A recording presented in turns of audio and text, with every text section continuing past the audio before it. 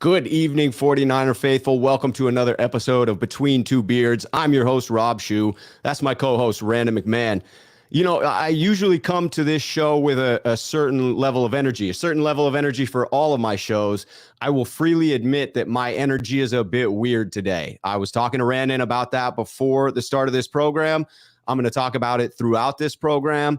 And I'm just going to try and be an unfiltered version of myself in this conversation that we have here. We're obviously going to start out with the Javon Kinlaw stuff. And I just wanted to preface it by saying that, like, in not trying to filter myself, there could be a few F-bombs dropped. There could be more cursing than would usually be heard on this channel. And if that offends you, I just wanted to give you a heads up. When I'm being real and not the PG-13 version of myself, those things tend to slip out a bit more. Randon, sorry about that long intro there. No. How are you doing today, my friend? Pretty good. Just filtering through all this stuff, and and it really just kind of makes you think. And sometimes when it's good to think in a deep state, normally we come on here and we joke around and you make fun of it and just enjoy talking about the Niners. Off camera, you and I have talked about a lot of personal stuff about our lives, and that fans don't really get to see. And I think this was, meaning the Kinlaw thing, and what maybe you're precursing to is the travesty in Texas is sometimes sports is just a second layer to what real life is all about. Yeah, well said. Well said. Like, I love sports. I love the 49ers. They are not the most important thing in this world. Like, they're not even top five, right? Like, there are far more important things in this world. And I didn't touch on it yesterday, but it just, I get something about, you being there in Texas, the comments that I heard, Steve Kerr in particular. I just want to take a moment to acknowledge the people who are speaking out in a way that's different. Right after any of these tragedies, like the shooting that happened in Texas, you always have the outrage. You always have the thoughts and prayers, and typically very little change comes out of it. And that's unfortunate.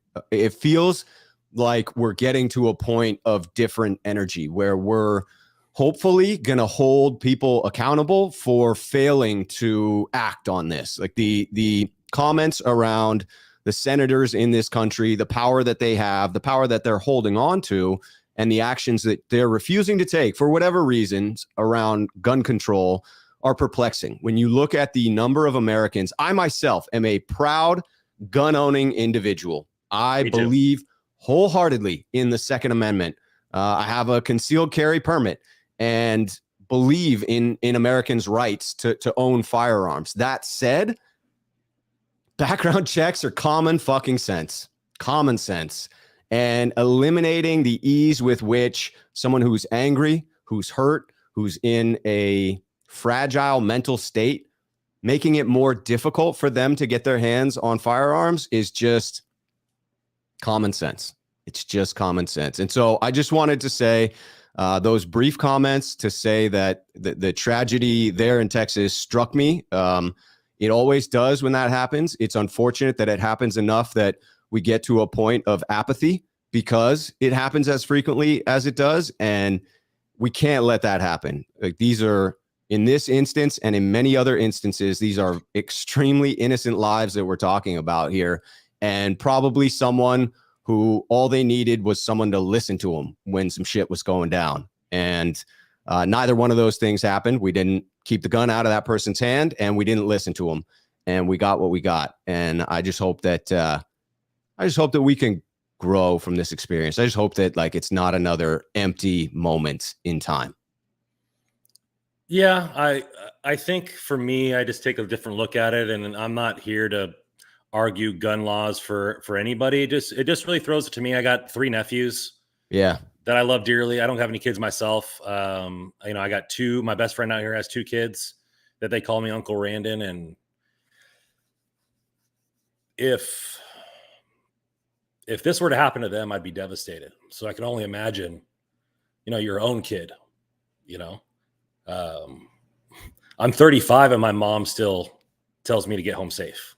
Mm-hmm. She still tells me to be safe, and be aware of my surroundings, and, and I'm able to take care of myself, and these kids can't, Right. And so it just reiterates, I'm not in the position to make any changes. I'm not in the position, just besides casting my vote this way or that.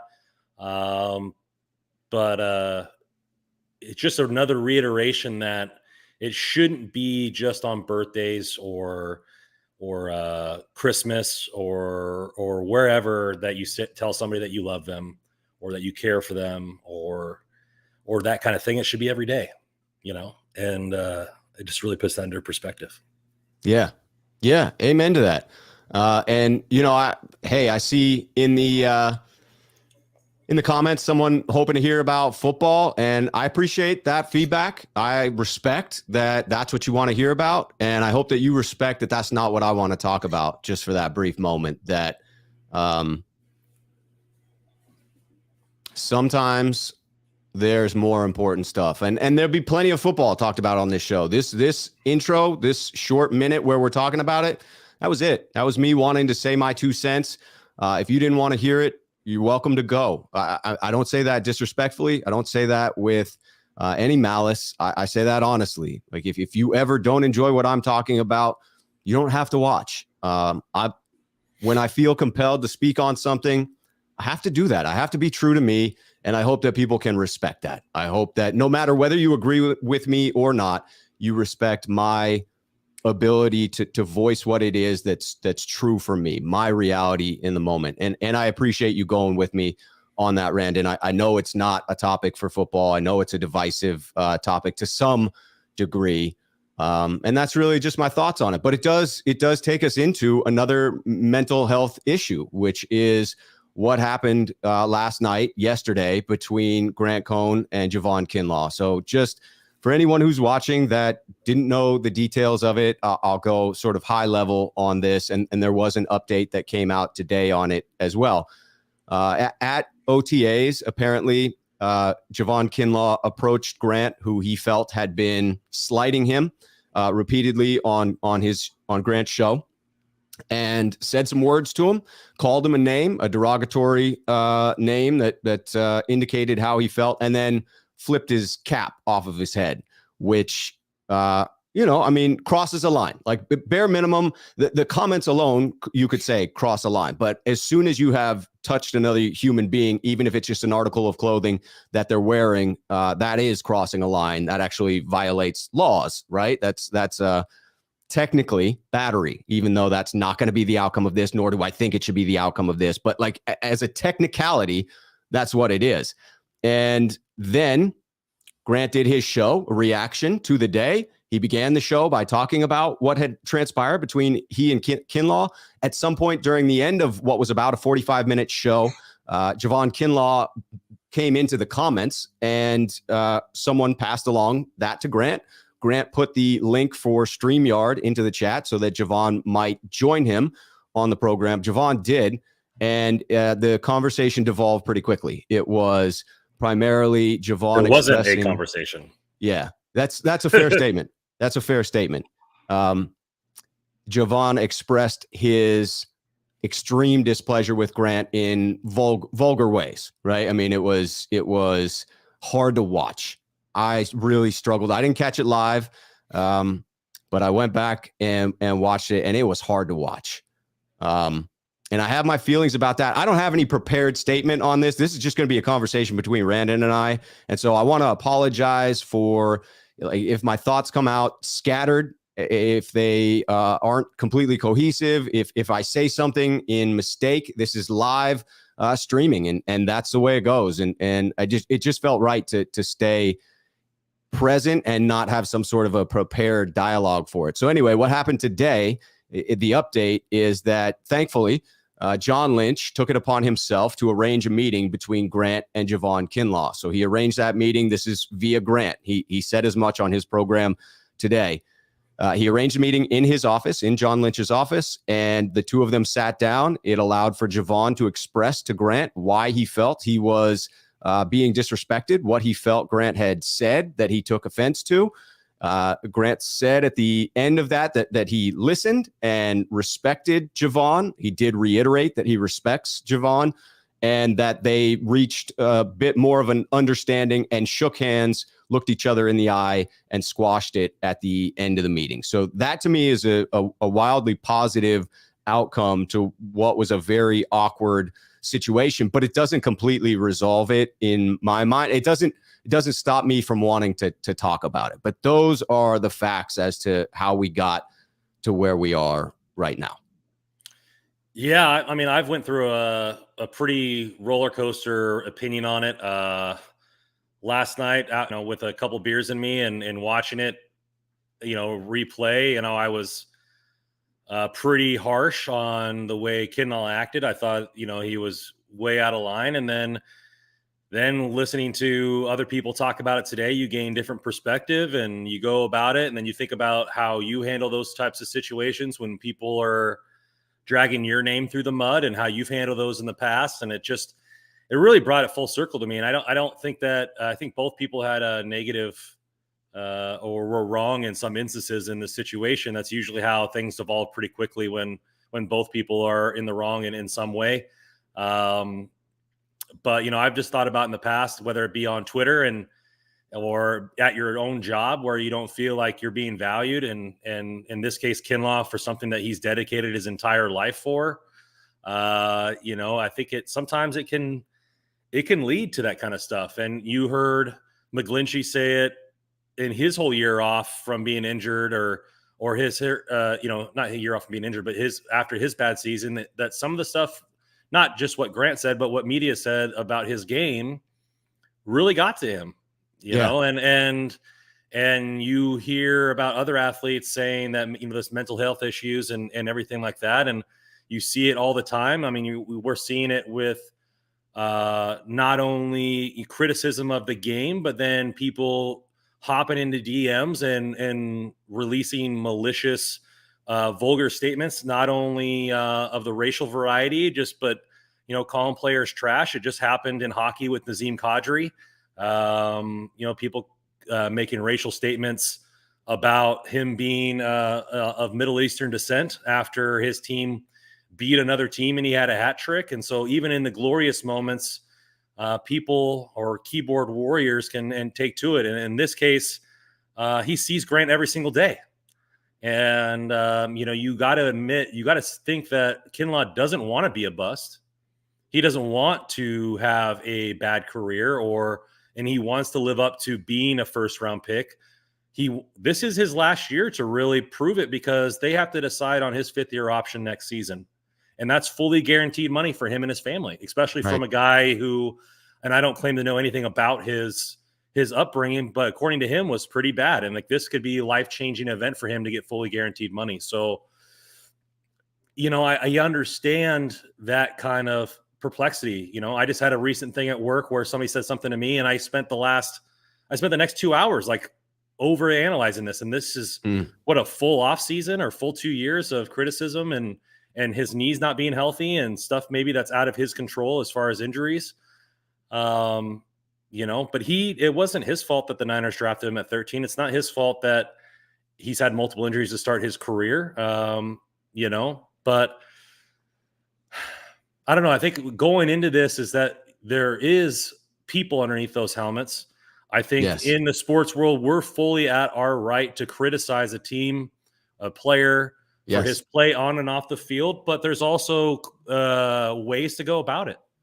And I think some of the ways that Grant went about it by making fun of his knees and not only him, but people in his chat and laughing about it and stuff like that, maybe was a little bit over the edge there. Maybe Cohn was still upset about what happened. I don't know.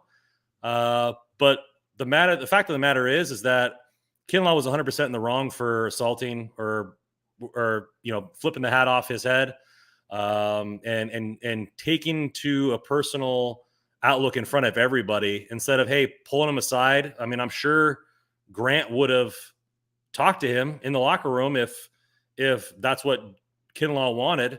Yeah. And obviously it happened today under forced circumstances with Lynch, and they did acknowledge as much, Grant and Larry, in talking about this, that COVID has created a circumstance where this was allowed to fester, where it wouldn't have been were reporters back in the locker room, that Grant would have had a more natural time come up to squash it with Javon. It wouldn't have built over 2 years in this, vacuum and then come out in the way that it did. But you have said some things that I think need to be restated from my end as well, that I'm not taking a side on that. I just want to come out and say that forthwith, that I am not taking either side on this. I believe both parties were in the wrong at various times. I also want to apologize. There's some great comments that I'm seeing. This is the type of thing that I find it challenging to work in comments, because I really want to be respectful to the topic. And I'm usually a funny guy, I think, and am tempted to bring humor into it, because that's how I deal with a lot of things. It's just hard to do. But there are some comments I will try to work in, and I appreciate all of them that I'm reading here and the dialogue that's taking place. But I do want to put in Gav's comment saying there's constructive criticism and then there's ridicule, and there is a big difference. And that's what I have to call out. To me, it's very obvious what Javon did that was wrong. I mean, you don't physically intimidate people.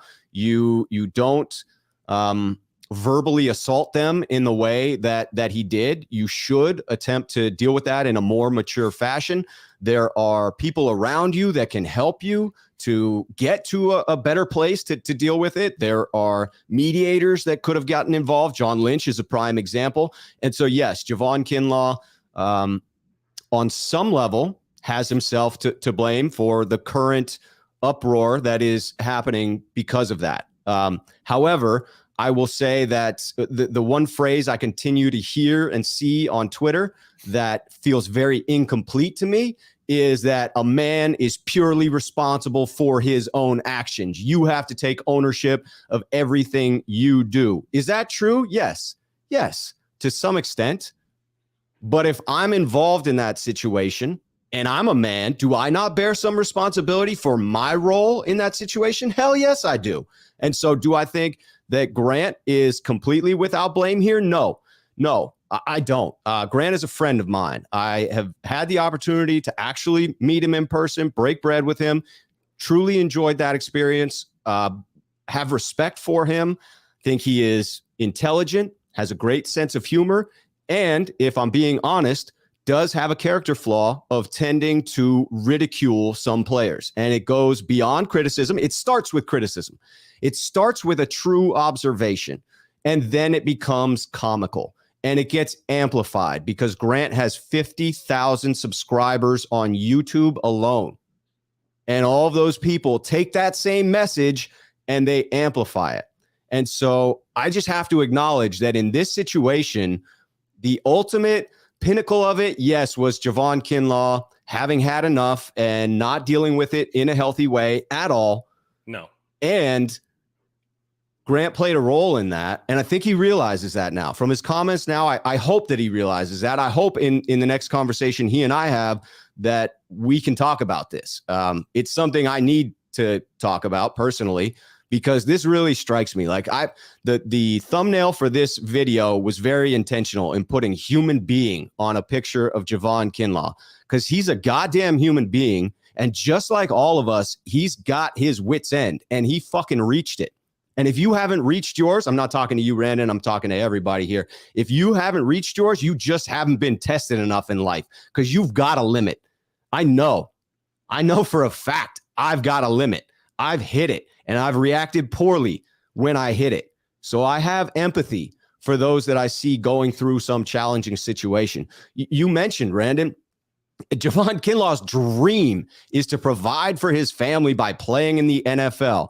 It's not as if he's going out attempting to get hurt. Being hurt for 2 years, not being able to play up to who he believes he is probably killing him on the inside. It's eating him alive. Yeah, definitely so. I mean, it's a big deal. It's a big deal. I mean, you see so many pro athletes go bankrupt because of either not knowing how to manage their money or their career gets shortened quicker than what they thought. And, and I'm not saying Kinlaw has or hasn't, but this is his dream. And you're looking at, he's in the right time in the NFL to capitalize with the salary cap going up, with new money deals, with all this kind of stuff, that he could be making Armstead type money. He could be making those types of things. Obviously, he's probably not going to ever make Aaron Donald type money, but he could be making well over what he's making now. The 5th-year option is fully guaranteed. He's in a higher slot than what you see, the bottom 10 people of the first round make. So it's a big deal, and I don't condone the way he spoke to Grant. I don't condone the way he knocked his hat off his head. Nope. And usually when you are talking this kind of way or giving people criticism in real life, if you're going to be saying man things, you got to be expecting man actions. And I think sometimes reporters or people, keyboard warriors here, have that free inhibition to just say whatever they want because there's no consequence other than getting banned from Twitter. Right. But Cohn sees this guy every day. And it's, for me though, I think this is where it comes in for Grant is the fact that he likes playing the heel role. Yeah.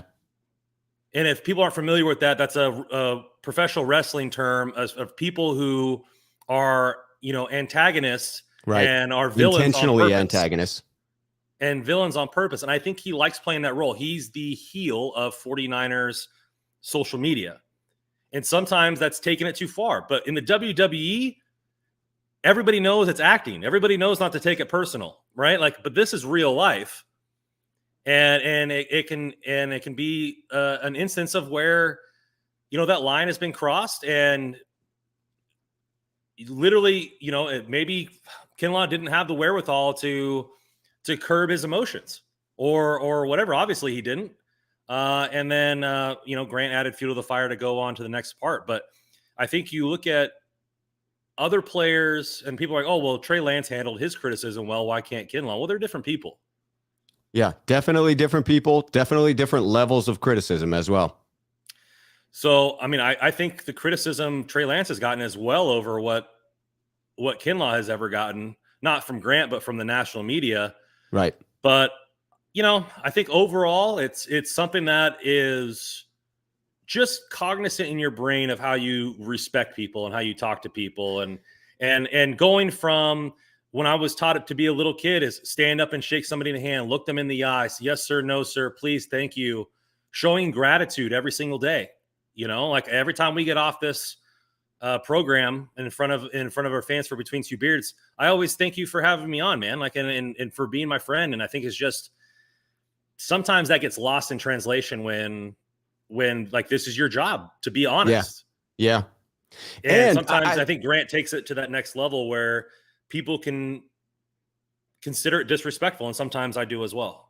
I agree. And I don't think Grant is alone there, nor are you. I'm guilty of it myself. And I'm hyper aware of being respectful to people. But there are some times where I don't want, truth to get in the way of a good joke. Right. And so a punchline comes before a human being. And in hindsight, I usually regret that decision, especially if I rewatch myself. I'm not generally proud of that fact if I cross a line, and I try not to do it with any frequency. I tend to just prefer to be the best version of myself. And I will say that I think that the online reality that we have somehow tried to convince ourselves isn't real life, which is real life. Just because we're talking virtually, just because I'm sitting alone in my office right now, doesn't mean this isn't real life. It doesn't mean I'm not actually talking to Randon right now.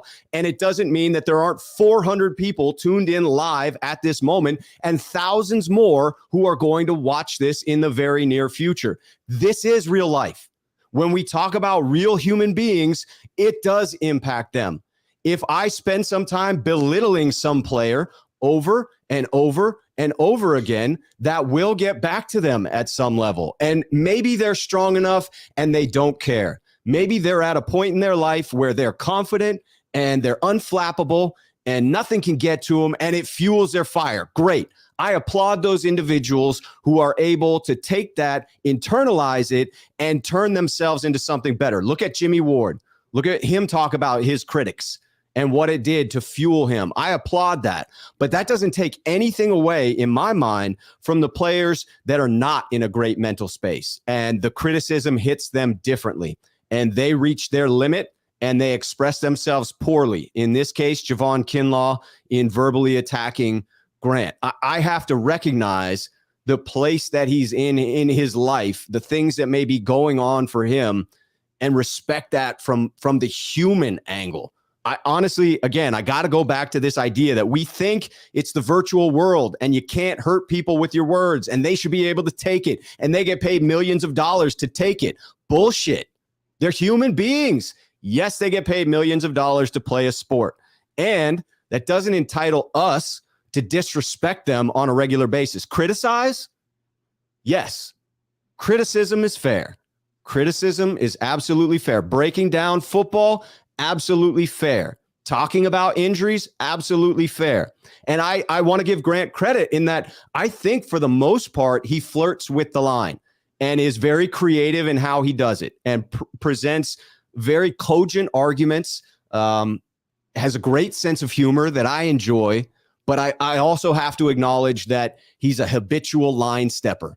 He is. He is constantly on that line, and that leads to stepping over it sometimes. And in this instance, it's hard for me to hear him say, I don't think I've ever attacked Javon Kinlaw personally. When in the last video he did, right after he got finished describing the event, he goes on to say something about eating squirrels.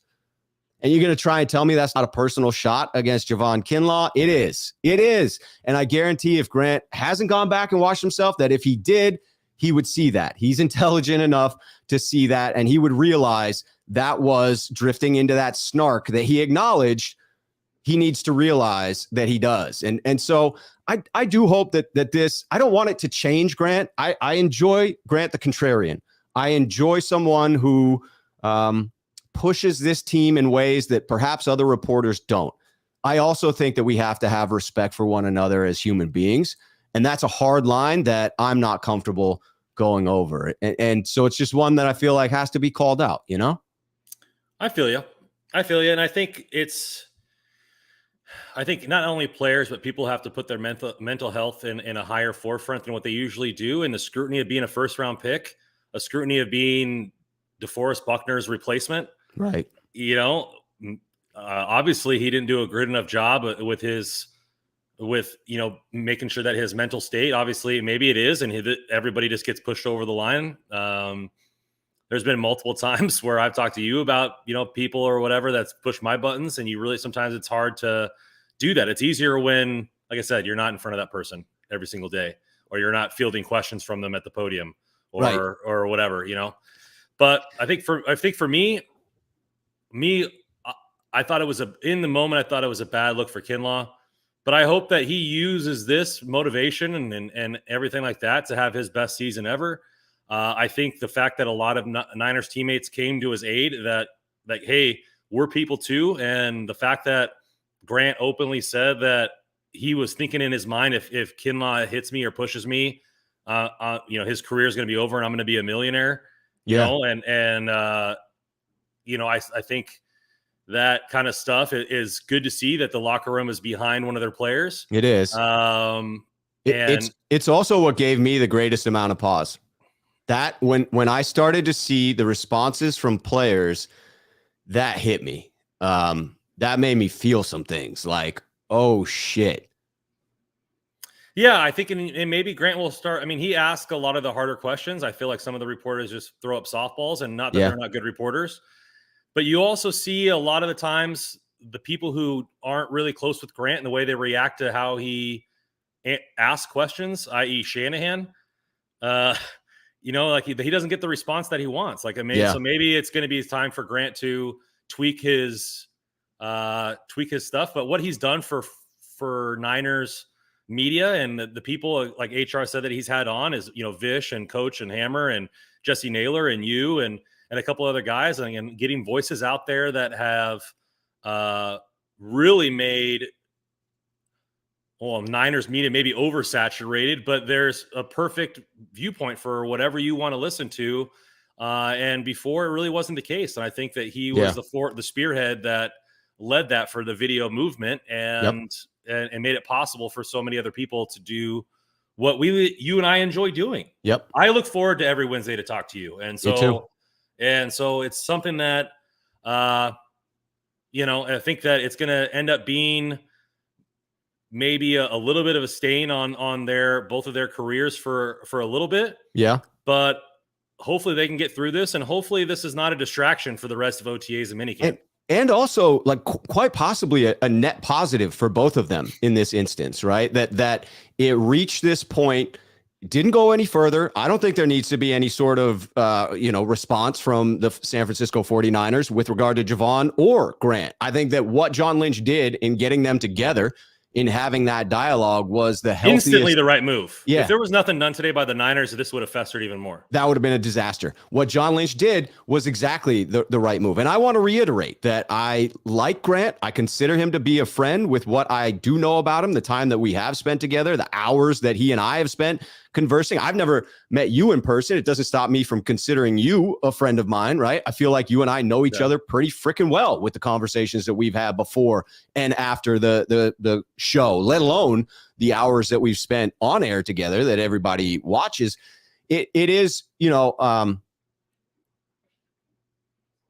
it is something that a positive can come out of. I do respect Grant. I do respect the takes that he has, the way in which he approaches it. And I think that he has a chance to examine that one character flaw of taking it too far and really change that and then grow as an individual through that. Again, it was the players coming together and voicing their dissatisfaction with Grant that gave me the biggest pause, that really, I don't know, shook me a little bit. I mean, I have my own dad reach out to me on text and he's like, dude, what is going on between Kinlaw and Grant? Like, my dad asked me, does that change? Like, are you going to go on with Grant after this?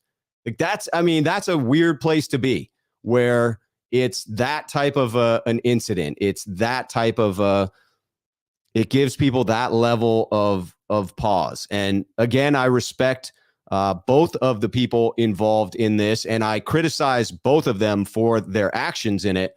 We just lost Ren, and we'll bring him back in as soon as he does. But it really did shake me.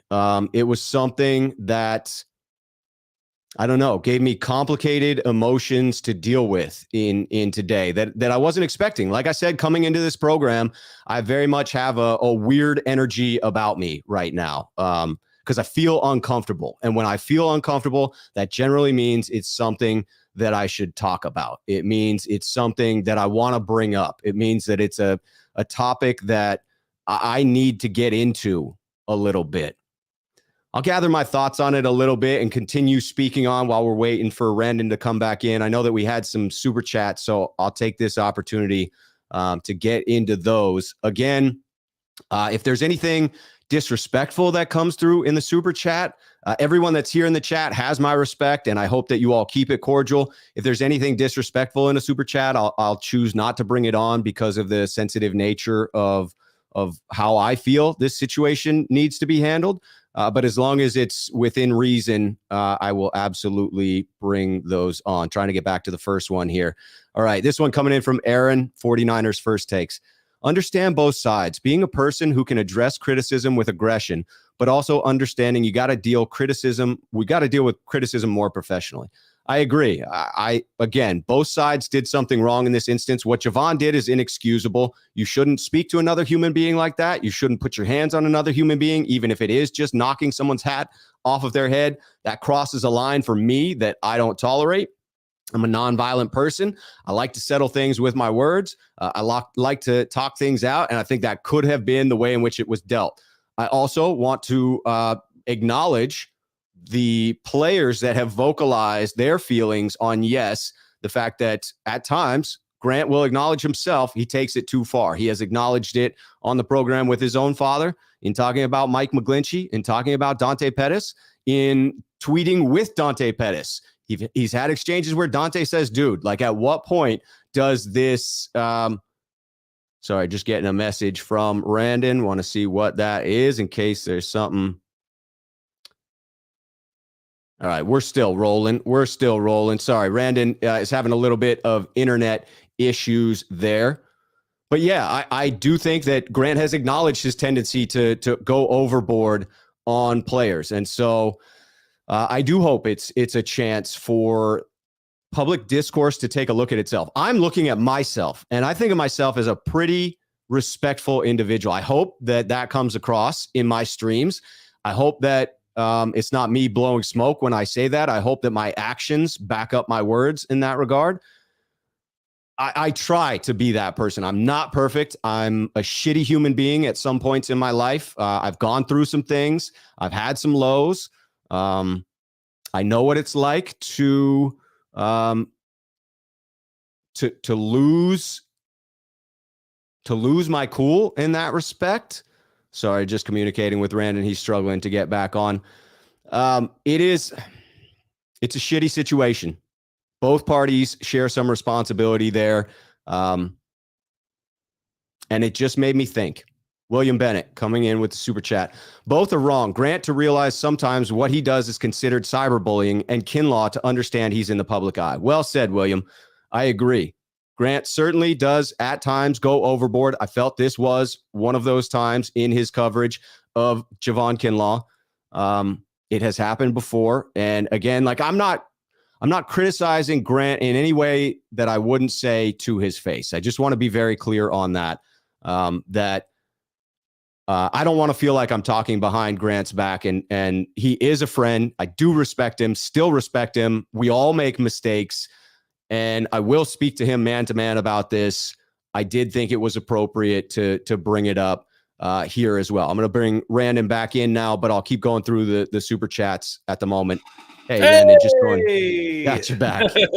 Got you back, man. Yeah, I'm just going to go through the last of the super chats, and then we'll get back into the topic. But obviously, with you here, we'll get you on the super chats as well. All right, this one coming in from Daniel Jr. Middleton. Grant does his job, but he does try to get under players' skin. I think Kinlaw could have handled this a little bit better. This shouldn't have been live. But as soon as Kinlaw jumped off, Grant was a little petty, in my opinion. I think that's fair, Daniel, that yes, it should not have happened. Both parties should have handled this better. You would think that, Grant being the older, more responsible, someone who's been around the business more, could have seen this coming, could have squashed it a little bit earlier, but they are stuck in this virtual environment. He's not in the locker room. He's not able to see that Javon isn't kidding when he's getting angry about this. Grant is a very joking individual, and I think it's that lighthearted nature that allows him to get himself into a little bit of trouble here, because I think he can take it just the same as he can dish it. If you're on Grant's program, you can talk shit right back. Like, Grant is not afraid of a little bit of back and forth, but there's no angle for Javon Kinlaw to have that outlet. And so he allowed this to build up to where he did. I agree it shouldn't have been live. It should have been something that was handled off camera. If Javon had approached Grant in a civil manner at the practice, perhaps it would have been squashed right then and there. But I also agree that it is false for Grant to say he didn't offer any personal attacks. And I see that pettiness that happened after his comments early on in that show and after Kinlaw was off as sort of, I don't know, being that element that feels like the area that Grant could work on. And I'm not perfect. I got more areas to work on than Grant does. I'll tell you that right fucking now. I am not a perfect human being, and I'm not claiming to be. And I don't expect Grant to be one either. I don't expect Javon to be perfect human beings. We're just talking about a human experience that we can all potentially learn from in this instance. Yeah, I mean, there's been some other players like Debo who's just blocked him and said, "Hey, I don't want this person in my life. I'll tolerate him around the locker room, but I don't want to see his tweets anymore." And that's his right as well. And I think ultimately, we're starting to see players stand up more for themselves. Yes, in the social media age, whether it's for contracts, whether it's for this kind of thing, whether it's for mental health, where before that wasn't seen. Right? You picked up a newspaper, you read an article by whoever, but you never got to see this person. You never got to see them on the field or in on a day-to-day. And now visually looking at somebody, you have more of a relationship with them, and have that working relationship. And then we get to see them on a personal basis. But ultimately, we don't really know people 100%, and it's something that is going to take time, and hopefully both people grow from this and move forward in a healthy manner. And I know we've been talking about this for 40 minutes, and I feel like I'm at my conclusion with this. I don't know about you, and we can get into some fun, lighthearted Niners football. Yeah, for sure. I mean, we'll go through the rest of the super chats, and my guess is they're all going to be on this topic, but I do feel as if I have, for the most part, unless I forgot something, I do feel as if I have expressed my feelings on this incident. It's not going to stop me from rooting like hell for Javon Kinlaw and hoping that he balls out this year. It's not going to stop me from calling Grant a friend unless something I've said on this program makes him feel differently about me, which it would be his right to feel that way. I am talking about him in a public sphere. I think that he's okay with that because of his public place, but I will have a conversation voice to voice in the very near future as well. William Bennett coming back in. I was on Grant's membership, but it was a little bit much for me. Grant has a market, but I like positive things, and that's why I'm a sneakerhead. Like and subscribe. I appreciate that, William.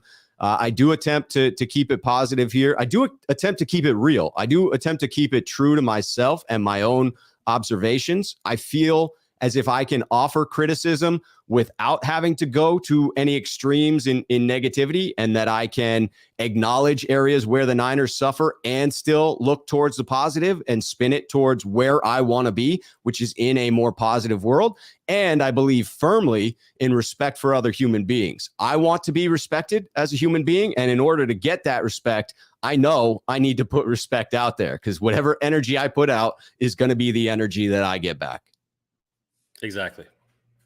All right. I think we may have one more to get to, and then we roll on with the topics. There are a lot of comments, so if I miss anyone's super chats, I apologize, because that was a lot of comments to scroll through right there just in the last few minutes. I think that's the last one. If I miss anybody, please let me know in the chat, because I hate to miss out on anybody's super chat. Oh, Jaguile 56. Jaguile got you. Rob, players are human people who deserve respect. Kinlaw could have handled it better. We sometimes forget the power of media. This world needs respect. Thank you, Jaguile. Well said. Players are human beings. That's a fucking fact. I'm sorry for the F-bombs in the show, but they feel necessary. People deserve respect. Also a fact. Kinlaw could have and should have handled that differently. He handled it very poorly. I do not think athletes have any right to physically intimidate media members, whether with their words or their actions. I think that is completely out of bounds and should not be tolerated. I think the Niners should speak to Kinlaw about that. I don't think there's any necessary repercussions that need to happen. And then I agree. The power of media, the power of our voices cannot be overstated. Don't think just because you are an anonymous freaking screen name on the internet that your voice doesn't carry any weight with it, or that it doesn't matter, or that you can say whatever shit you want to without repercussions. That's not the world that we live in. This virtual world is the real world. I just can't say that vehemently enough, because I think people take it for granted. And as someone who lives in this virtual world quite a bit, I'd rather that all of you people treat it a bit more like the real world, because then we'd have more respect in this one. I feel like that was me preaching a little bit, but I felt like I wanted to say it too. So I appreciate you bearing with me on this, Randon. I know I have taken this down a less lighthearted freaking path than we usually take. So thank you for bearing with me, my friend. Hey, it's a topic that we both wanted to talk about. And, yes. I think a little bit, I might differ from you a little bit on what you just said, but overall respect, I think the baseline respect is given, but future respect is earned. Yeah. And, maybe Kinlaw felt like he was getting a little short end of the stick on the respect from Grant. And maybe Grant felt like he didn't need to give that much respect because Kinlaw hasn't earned it. I don't know how they truly feel, but for me, it's freedom of speech. They both have the right to say what they want to say, but yeah, just because you have freedom of speech doesn't mean there's not repercussions for said speech. Exactly. I mean, people talk about the First Amendment. That's constitutionally protected speech, but that's specifically against the government, right? That has nothing to do with if you want to go out into a crowd of people and start talking crazy shit, you're going to get a response. That's what's going to happen. And so in this instance, I believe both of these individuals exercise their First Amendment rights. And I think both are now feeling some response to it. And that's right. That's what should happen. That when you put stuff out into the world, you get energy back, and it teaches you about that interaction. All right. We're moving on from that. I appreciate everybody that stuck with us there. I appreciate the respect that I saw in the comments. I like that people, Gav in particular, is on board with the rated R version of Rob Shoe. It's a different side of me. I mean, that's where I'll be honest that like this platform, I mean, people think they know me in the same way that they think they know Grant. And they know a portion of me. They know a side of me. They know a side of me that I show to them. They know a PG-13 version of Rob Shoe, a positive version of Rob Shoe. There's a R-rated version of Rob Shoe that curses a bit more. There is a version of Rob Shoe that isn't happy every single day of his life, that does go through some things. So it gave me time to reflect on that, and I appreciate having that moment of pause. I think we all should have those moments in life where we sort of look in the mirror.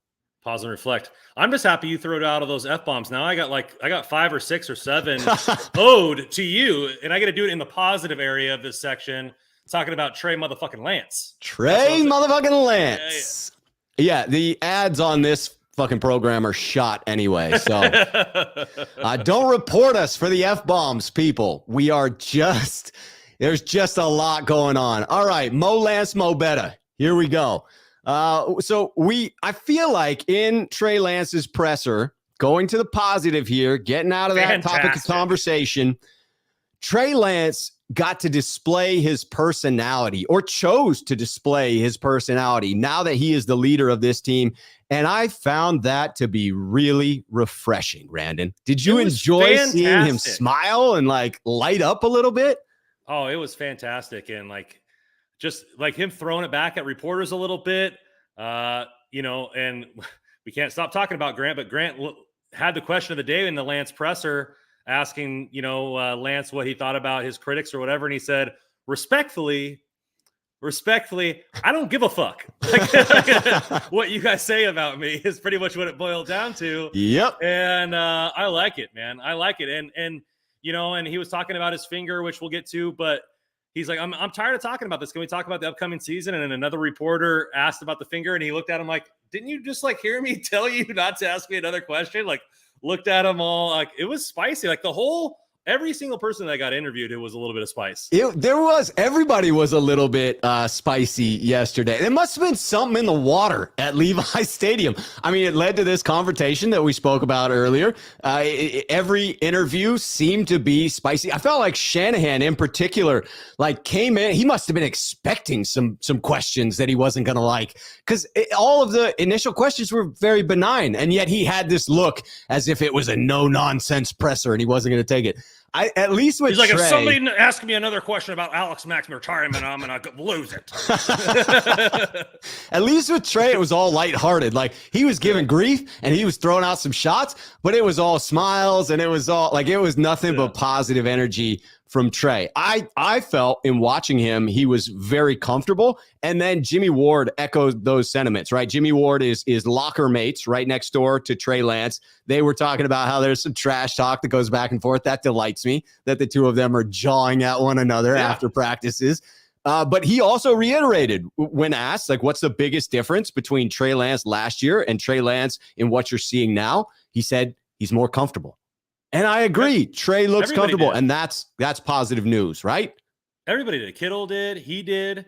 What does somebody have to do to get a compliment from Shanahan these days? Jesus criminy. He's like, oh, it's only day 2 of OTAs. But everybody else is like, yeah, well, he's more comfortable. He's coming in here, showing his flair. It's like, man, you have to really, really get Shanahan to give you a compliment. But I think the way he's handled criticism and the way he's gone about it, and and the fact that he dealt with more injury stuff than we knew about, and it probably wasn't the way that he thought his first year was going to start.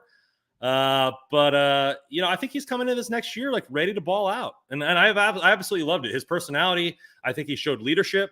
We talked about this last time. Him calling or texting all the rookies showed great leadership. He said that's something I felt like I needed to do. And it's just something that I really think that he's taking that leadership role. And like Jimmy Ward said, regardless if he's a second-year player or a 20-year vet, the QB is one of the leaders in the locker room. It has to be. And I think he is doing a great job from, like I said, the second day of OTAs. But I think he's handling it well. Like and you talk about the Jerry Rice interview and all this kind of stuff. Everybody says like the first time that they met him, like it was just instant, like, okay, this guy's got a good head on his shoulders. You haven't had a chance to watch the Greasy interview today at OTAs, but he said like that's the first thing he noticed about Trey was the fact that like he's just even though he's 22, he's just a man. Like he holds himself as a man. And so like I think it just gives me great positivity that this is going to be a great fucking season. Yeah, it seems to be shaping up that way. There's certainly no shortage of drama that has started off this OTAs. You mentioned the finger specifically, and I will say that I was a bit surprised at the way in which Trey sort of led into that information. Typically, that kind of a thing doesn't come out. Like, you don't volunteer that information. But it almost seemed like maybe Trey was like, hey, you guys, you said a lot of speculative shit last year, and I just want to clear the air here that, like, there was a finger issue that you were unaware of for the vast majority of the season. And then he felt like he wanted to walk that back because everybody took that and ran with it, and it was nothing but finger questions for a while. And he was like, all right, no more finger questions. Yeah. But Trey opened that door, right? And I found that to be surprising. It did seem as if he said, to clarify for anyone who didn't watch the presser, he said that it was an issue, that he was having trouble straightening the last part of the digit that would stay sort of crooked. And therefore, he had to sort of relearn the release of his throwing motion, because typically that last finger to come off of the ball would be the index finger, but he couldn't do that with whatever injury, from hitting it on the top of the helmet in preseason. So he had to relearn to do that with his middle finger being the last finger on the ball. You can imagine that would mess with your throwing motion just a little bit. So it did seem as if Trey wanted to clear the air on that. It does give me, more information to work from in that regard. It also, I had some solace in the idea that he described not needing surgery at the end of the year, that he took about a month off from throwing, and that healed it, says that it's at 100% right now. Yeah, I mean, being a baseball pitcher, I mean, where's the camera? You pronate, like that for two seams and stuff like that. So where the ball exits your finger is huge. And I'm sure, I'm the football expert as far as quarterback mechanics, but I'm sure it's the same thing. Your release point has got to be huge. And so I think that maybe it's a big thing there. And it just vindicates my opinion that he probably would have been the quarterback week 1 if he didn't get injured. Right. Well, so I can't go that far with being the quarterback. You almost had me because I'm reading comments and then I hear you finish up and it's like, oh yeah. Wait a minute. Wait a freaking minute. No, I mean, I'll be right back. I'm going to take a scenario. No. What's that? I said I'm going to be right back. I'll take a victory lap. I could see a scenario where when we're sitting there at, 3-5, where Shanahan admitted he was close to pulling the trigger and swapping out from Jimmy to Trey. I could see a scenario where the finger got in the way of that happening. I don't know that I can completely get on board with Trey starting week 1. I think you may have just picked the wrong pony on that one. The Niners were going veteran all the way last year. But, I mean, it gives me solace about what we saw from Trey early on. It provides some context for why that game plan against Arizona was the way that it was, if that finger was still bothering him at that point. And it gives you optimism for this season. I already had that, but it gives me further optimism. The other thing that gives me optimism is the success that he had in 7-on-7 drills. I will admit that from the description of it, a lot of that was checking it down. A lot of that was to backs out of the backfield or tight ends. So we're talking about shorter passes. He did take some shots, but I think he was, something like 15 for 17 in the official tallies, those keeping track. it seemed as if he was having success and felt confident out there as reflected in the presser. Yeah, I mean, and I think the fact that what Kittle said and why it was beneficial was very enlightening, right? Because it forces him to stay in. And I guess, I also guess the fact that I heard today on, I forget which broadcast it was, is that the Niners used to do this with Steve Young, tie his feet together. Right. And because to force him to throw, we're the Oprahs of F-bombs today. We're just handing them out. But it already was tying his feet together because they have to learn how to throw in the pocket. So the beauty of 7-on-7 is making him find those windows and doing those things, which I think is beneficial. And also, like, every single throw doesn't need to be a bomb. I know everybody is waiting for the Lance era for him to throw. I'm sorry to burst your bubble, but there's probably going to be only 40 to 50 deep shots this whole season, maybe less. Like, it's just not we're going to run the football. And so he's got to be able to hit those dump offs and those things, which I think we should do more. As much crap as Jimmy got for not throwing the ball deep, he didn't check it down enough either. Like, I think we're bottom 5 and throwing to the running backs. And so if that's a better part of our game this season and we take more easy yardage rather than trying to hit a home run on every play, I'm going to be down for that. Yes, absolutely. I mean, I agree. It's not going to be constant. It's not like it's going to be a brand new offense. This is going to be the Shanahan offense. This is going to be a run first offense that takes advantage of a new quarterback with additional skills, right? And taking those shots deep will be one of those skills, but it's not something that is all of a sudden going to be something that Shanahan does on every single down.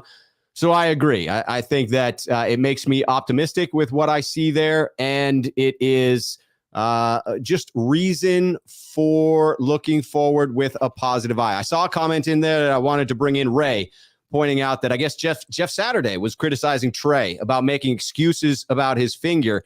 I won't agree with the last part. I kind of like ESPN, and I think it's difficult to be someone who comments on all 32 teams, so I forgive some of these people for their sort of high level takes. I disagree with Jeff Saturday here. I thought it was Trey being straightforward. I didn't get the sense that he was truly making excuses, although I can understand why you might interpret it in that way. I don't choose to interpret it that way, but I can understand why someone might. I don't know if he watched the whole presser Saturday did or not, right, or just is picking that cue. But you're looking at Trey admitted he was swimming in it last year, like going straight from being drafted to rookie minicamp to OTAs, and then learning the playbook, and then dealing with the Jimmy and him drama, then getting injured in preseason and having to work through an injury while still learning the playbook. He said, this is my first week 1, my first week 2. He said he was swimming in it, and he was being honest. And that's Jeff Saturday's opinion. I mean, he was the center for one of the greatest quarterbacks to ever play the game. So, and he has that right. But for me, it's like, I think that ultimately he was just being honest, that it was a hard thing for him to deal with, not only learning the offense, but swimming in it, being a good backup, being in the meetings, and then having to deal with his first major throwing injury of his career. Was an honest thing to say. I don't think it came off like I would have beat Jimmy out if this finger was healthy. I don't think it came off like, hey, I could have had a better rookie season if my finger was healthy. I think he was just being honest that it hit him harder than what he thought or what the media really knew of it. Yeah. By the way, I just do have to acknowledge that I did put a sneakerhead in a timeout right there, just because the comment that I read there did come across as it may not have been intended as racist, and I'm not calling anybody a racist. Sometimes we just make statements that come across poorly, and it came across that way to me. I had to hit the timeout there, and I don't apologize for doing so. I hope that wasn't how it was intended there. So I agree with what CJ is saying here, that I understand the criticism from that perspective, that talking about the finger sort of makes it seem like he wanted to provide a reason for his play early on in that season. I don't think that was his intention. I agree with you that I think he was trying to just be forthright in a question that was asked of him in his experience of his rookie year and how things went. All right, talking about another player who's slightly less exciting than Trey Lance. Everybody wants to talk about Trey Lance or Javon Kinlaw today, but George Kittle came to the podium as well. And he said something interesting that I at least wanted to hit on, which is the fact that he's not spoken with Jimmy G since they cleared out their lockers. Do you find that at all intriguing, or is that just, hey, you work with somebody, you have a workplace relationship, and then you're no longer working together, and so it's sort of natural to drift apart in that way? Were you at all surprised by that lack of contact? A little bit, but I mean, he did say that's Jimmy being Jimmy. Like he takes full advantage of his offseason. I also think that maybe Jimmy was just tired of being amongst this drama that is Niners football this offseason and wanted it, regardless if it was Kittle's or not Kittle's fault. He just wanted to take his recovery by himself. And there's nothing wrong with that. I mean, sometimes you need to turn the phone off. Sometimes I turn my phone off, and I know this is a multiple month period that he's done this, but right. But I mean, I thought Jimmy handled everything with class last season, and now he's going to Hooters bars or whatever and having a great offseason and rehabbing on his own. I think, and he'll be right when his shoulder starts getting ready and whatever team he ends up playing for. But it was a little thing, and who knows? Did Kittle like insinuate that Jimmy and him were buds and they hung out every offseason together like that? I mean, I know Kittle's pretty social media heavy, and I didn't see one post with Jimmy G last offseason. I think we all assumed it because of those T-shirts that they would wear of each other, right? I don't have any Random McMahon T-shirts, but if I did and I wore it in public, I would expect people to think that we were best buds that hung out all the time, right? That's the impression people might get if I was wearing a Random McMahon shirt all the time.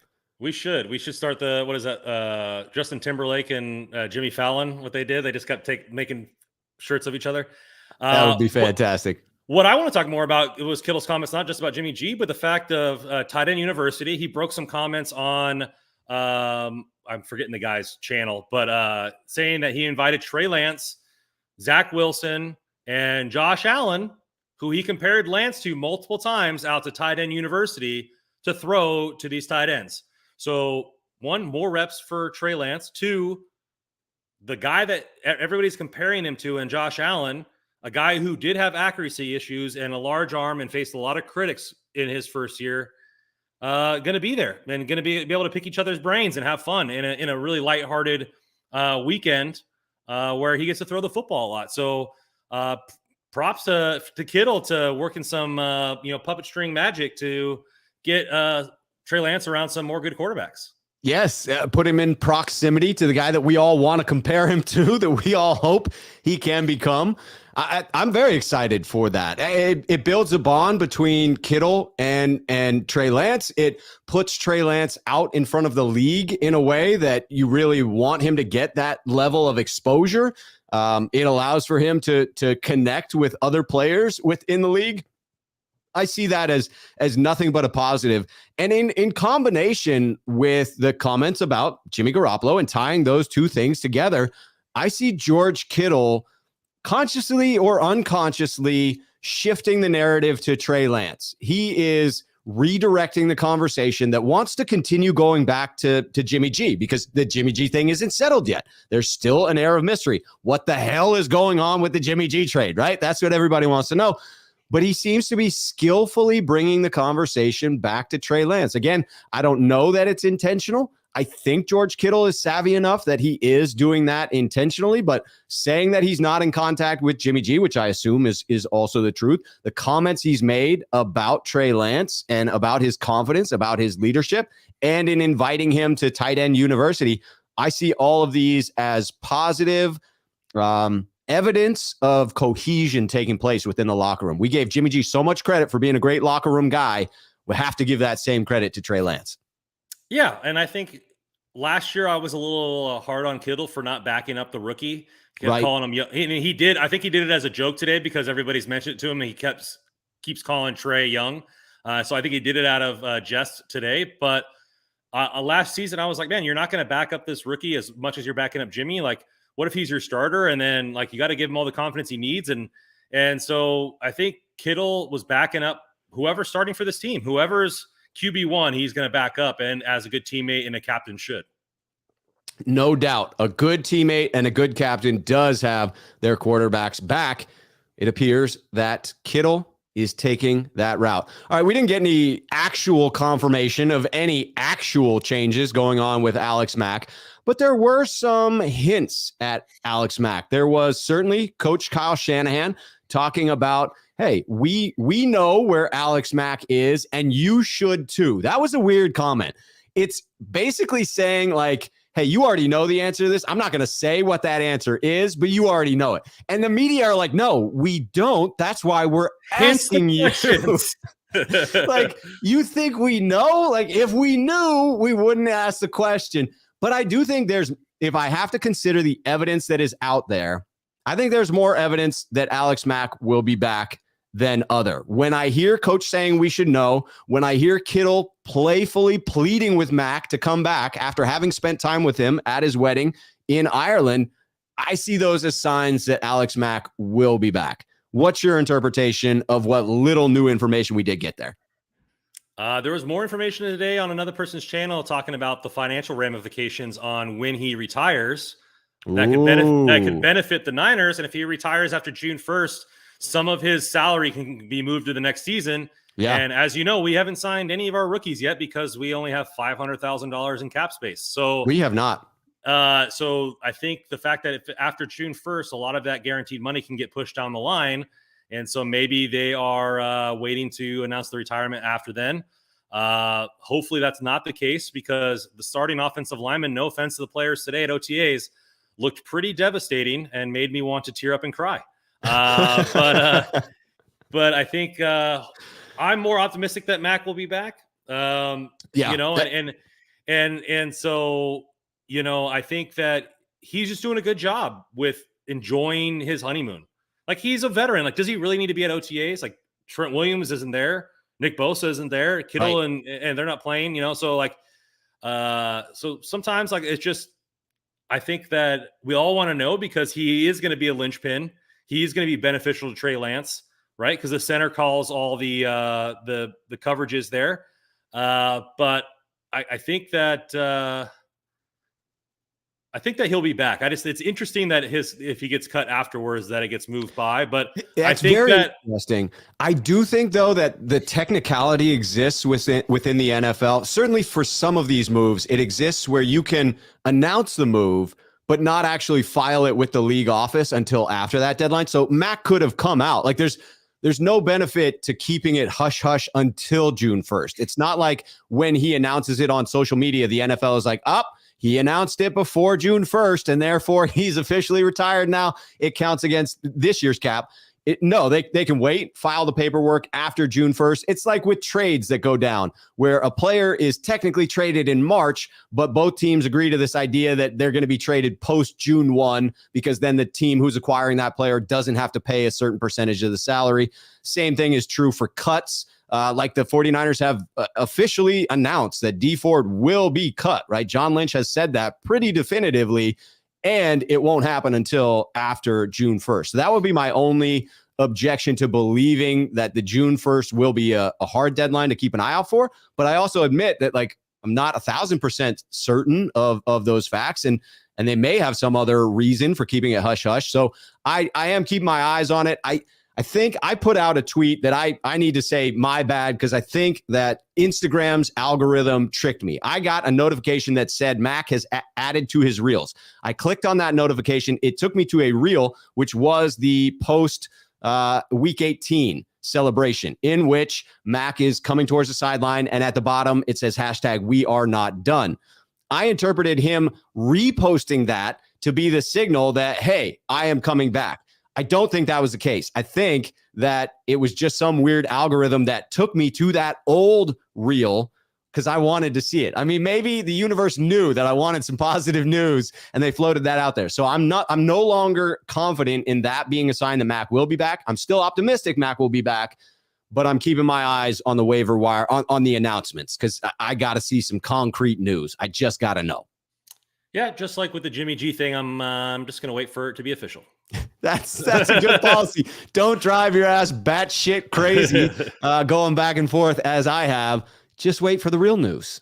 That's one way to do it. All right, let's talk a little bit about Jimmy Ward entering year 9. I just want to start it off by saying, like, Jimmy Ward delights me. I just love watching him at the podium. I love the swagger that he has. I love the confidence that he's talking about. He's like, yeah, I don't expect to get into the Pro Bowl. Did you see the interview I did with Grant? Did you see what I said on Instagram Live? Like, I talk a lot of shit. I'm public enemy number 1 at this point. Like, you don't need to make me into the villain. I'm already the villain. I love that. I love that he has embraced this role as a brash, trash-talking safety that backs it up with his play on the field. And people are starting to realize that he backs it up with his play on the field. Yeah, and I like the fact that he is never satisfied. Like, I mean, he went over multiple plays that are still in his head to this day from last season about exactly what he did wrong. And, but I like the fact that he has full confidence in the game. He thinks he's the best safety in the NFL. He thinks that he's slided all the time. And I don't know how big this bag of chips was, but he's still got chips on his shoulder from 9 years in the league. And it's good. And talking about Hufanga a little bit and the positives about them. I know strong safety is a big issue. That led me to believe great things for not Hufanga, but just the fact that he's learning and growing from that type of way. And he's going to snap tight ends out of this league with that Thanos-like attitude. You need those types of players, right? I mean, not everybody's going to be that calm, cool, and collected. Sometimes you need some guys to talk some shit. Sometimes you need some guys to back it up. I firmly believe there's some positions more in the NFL that need a little bit of swag, and I think DB is one of them. Yeah. And he's got plenty of it, which I like. You have to have that ability to forget as a DB, and you have to have that unflappable confidence. Those things go very well together with that position. You got to be able to line up across from a diva wide receiver, look him in the eye and say, I got you. And then get burned by him on that play, look him in the eye on the next one and say, oh, don't worry, I got you on this one, again and again and again. Because the position just is that. You're going to get beat. No one plays perfect coverage. Even the best cornerbacks in the league get beat at times. I do love that Jimmy Ward is able to admit, he talked about Lance. He talked about, hey, man, like Lance is coming into his second year. Is he still making mistakes? Yes, he's still making mistakes. I'm coming into year 9. I'm still making mistakes and learning from what I do out there. So he has a great attitude about himself, a great confidence. And I also enjoyed in transitioning to the next topic there, I enjoyed his comments on Hufanga. And I thought that he really illustrated well, like how that pairing could work, that Hufanga brings a certain something to the table and is a great communicator. And if Jimmy is able to impart his knowledge onto Talanoa Hufanga and they're on the same page, that could be a phenomenal pairing where we're getting good value out of an inexpensive contract because he's paired next to Jimmy Ward, who is, elite at what he does. Yeah, and it's leading me to believe in, you look at the downfalls of Hufanga not being as athletically gifted as some of these other safeties, whether it be his 40 time or his athletic skills. But what he's doing and what the comments from Ward lead me to believe is that he's getting the most out of his best attributes, which is his instincts and his knowledge of the game and where he should be at every one moment. So is he going to get burnt by a guy that runs 4.3? Maybe, but he's less likely because of his knowledge of the game, knowing where it's at. Ward said that he was able to diagnose defenses sometimes when Ward wasn't really not paying attention, but he was focused on something else. Told them that they had to shift in practice and was ready to go. Didn't take a back seat to Ward in the secondary and was very communicative back there, overly communicative according to Ward, which I don't think you can be on a defense. But I've liked this kid from day one, from his first interview and how positive he was, and then realistic goals and meeting them. Like he said, I want to be, well, he said Pro Bowler, but he wasn't a Pro Bowler for special teams, but he said, I want to make an impact on special teams. I know I'm not going to start at safety. I want to make an impact on special teams. I want to get on the field. and I want to learn. And he did those things. And now he's like, okay, now my goal for year 2 is to get the starting position, and I think he's just taking very positive steps, meeting those goals, and is going forward. And I like it. I like everything I'm seeing from him, and he's an easy guy to root for. Yeah, he is a very easy guy to root for. And I wish him nothing but the best. This defense, again, I think has every possibility to be an extremely special one. I look at it on paper, and that's how I see it. It obviously has to materialize on the field. Everything's got to come together as one unit, got to stay away from the injuries. All those things are true. But when I look at Hufanga stepping in, the optimism that Ward seems to have about his ability to play the spot, it gives me just a little bit more confidence, because it is the nickel corner spot and it is that safety spot where I have, a little bit of trepidation about the direction that they're going there. Oh, I was fully like, okay, what the F of the, well, I guess I got 2 more. What the fuck are the Niners doing and not drafting a safety? Right. Like, Nick Cross was right there. Like, and you draft a running back. Like, what are we doing here? And maybe it's just the fact that they had so much confidence in Hufanga taking the next step. They're like, hey, we already got this guy in house. All you guys, yes. all you couch GMs, just watch this kid roll next season. Right. Right. And I hope to be proven wrong. Yes. Hey, when it's positive like that, then yes, I love being proven wrong in that regard. Yeah. When I think the 49ers have overlooked a position and they say to me, hey, jackass, like, no, we already just have the dude on the roster who's going to step in. I am happy to admit that I'm wrong there. All right, I want to close out on another topic that just feels like, it's one that will probably flare back up in the chat. I want to say to the chat that I feel like it's been, for the most part, respectful given the topics that we have covered tonight. I do just ask for that respect in the chat. Like, you can disagree with me. You can disagree with Randon. You can disagree with anyone that we've spoken about tonight. You can have your opinion on any of these topics. You are entitled to that. Absolutely. My ask of you, and I'm asking it very respectfully, is on this channel to treat others with respect. Please treat me with respect. I will try to treat you with respect. Please, when you talk about players, when you talk about other people, treat them with respect. That if you have a criticism of someone, that's something. But if you just say somebody is a clown, that's not a criticism. That's a shot. And it's just unnecessary. So I wanted to take a moment to acknowledge that. Also to say thank you to the vast majority of the chat that has been positive throughout this one. But this does take us to another comment or topic that could potentially rile up the chat. And it is the fact that Colin Kaepernick is back in the news today. He has an official tryout happening. There have been these sort of mock tryouts in the past, and Kaepernick was quick to call out that the one the NFL set up was a sham in his opinion.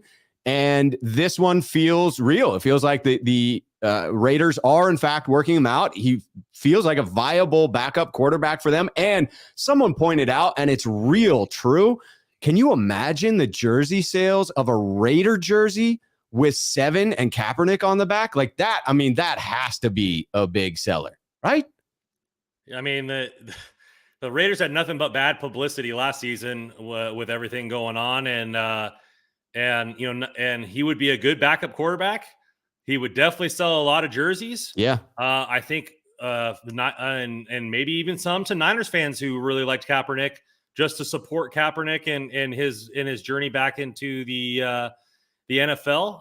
I think it's probably a good team to go to, right? He's no competition for Derek Carr, and in that team, and it will get him a chance to be amongst an actual locker room. Right now, it's all hypotheticals on what he is or isn't, and so I think it might be good. Like I said, it's just a workout. We don't really know.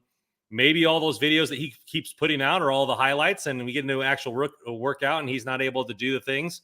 But he looked pretty good at Michigan's little ordeal, where Harbaugh allowed him on the field. And so, like, again, I don't wish anything bad against the guy. I think he's, should have a chance to at least try out for teams and see if he can get a backup job.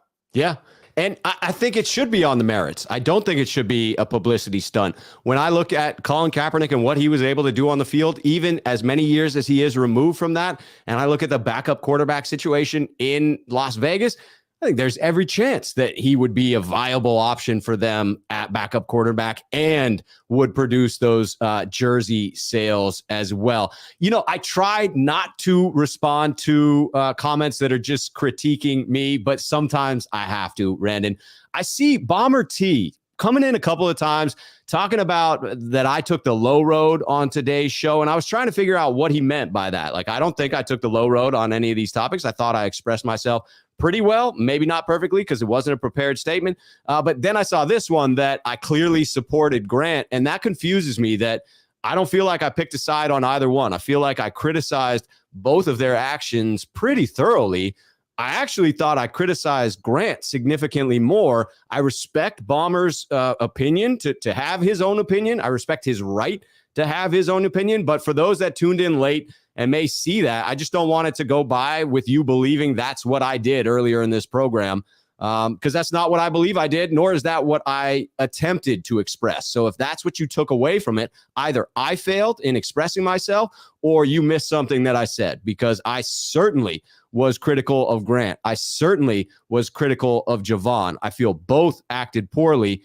And I do also say that I still find Grant to be a friend, and I still will root like hell for Javon Kinlaw. Like, it doesn't change that outcome. So maybe that's what you're criticizing.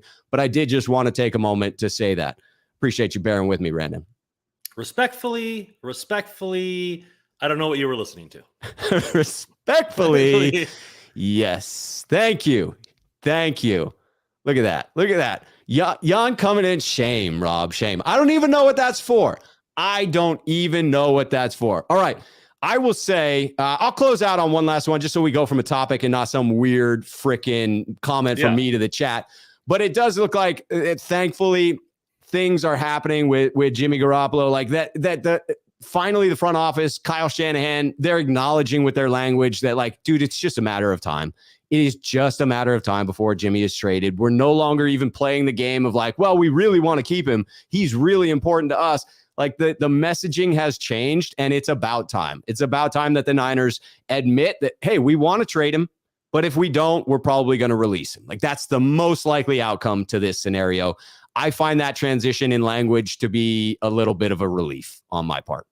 Yeah, he was like, we tried to trade him, and it didn't work out, and we still try to trade him, and it hasn't worked out. Yeah, it's only a matter of time until he's off this roster. It just seemed like the tone has changed from, well, we're fine having Jimmy on this roster. I mean, you can't find a better backup or whatever, and all this kind of stuff. To like, hey, believe me, man, we want to be done with this as much as you do and move on. And it's getting kind of funny. Yes, it is. All right, I am thrilled that we got through. No, Gav points out you left us shy one F-bomb, Brandon. I mean, you've shortchanged us a little bit, so just keep that in mind as we close out this program, that we're still owed, and you got to pay your dues. I think that this was a fantastic show. We tackled some difficult topics, and I appreciate everyone that was here for those topics. I appreciate the fact that it remained, for the most part, respectful in the chat, especially during topics like that. And I appreciate Randon, even though he wanted to talk about these things, allowing me to sort of ramble on in the way that I did, because it felt like something I really wanted to talk about. It felt like something that was really personal to me because of my sort of involvement in this space. And I just want to say thank you to you, Randon. Thank you, man. You are very welcome. I agree with AJB. Always a great show with my guy, Randon. I will be back on tomorrow. Randon's information is down below. I didn't say that earlier because I was flustered. It's down below, and you can follow him on Twitter. You can go subscribe on YouTube. Go hit that. The link is in the description. We will be back next week, next Wednesday, 5 p.m., as we always are. I will be back Thursday, 5 p.m. with the Sneakerhead call-in show. Randon, it's always a pleasure, my friend. A fucking pleasure. My man, coming through in the clutch. All right. I appreciate everybody. Thank you in the chat. And anything that was good-natured ribbing, keep it coming. I'm always for that. I always just prefer to keep it respectful. Thank you all for being here. And until tomorrow, Cheers, faithful.